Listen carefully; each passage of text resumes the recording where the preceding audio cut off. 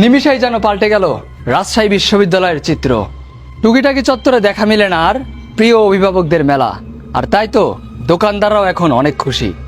সারি সারি বাইক আর বাইকের হর্নের শব্দতে নয়েজ পলিউশন হয় না প্রাচ্যের ক্যাম্বিজে। ফেসবুকেও দেখা মেলে না সেই সকল বিখ্যাত পোজের ছবিগুলো। রোকেয়া হল কিংবা বঙ্গমাতা হল থেকেও রাত 12টার সময় ভেসে আসে না সেই সব কুরকুরি আওয়াজ। ভেসে আসে না শুভ শুভ শুভ দিন, অমুক হলে এক বাটপাড়ের জন্মদিন।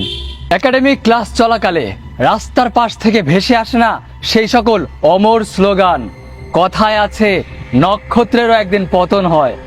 হলের ক্যান্টিন কিংবা ডাইনিং এর মামাদের মনে ফিরেছে স্বস্তির শ্বাস, কারণ বাকি দিয়ে প্রতারিত হতে হবে না কোনো অভিভাবকগণদের কাছে।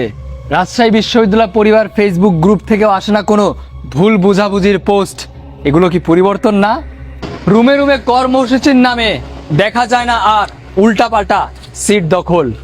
সাধারণ শিক্ষার্থী, শিক্ষক, কর্মচারী, জনগণ প্রায় সকলেই খুশি। গুটি কয়েক কিছু মানুষ এসে বলবে, এমন স্বাধীনতাই কি আমরা চেয়েছিলাম? এমন বিশ্ববিদ্যালয় কি আমরা চেয়েছিলাম?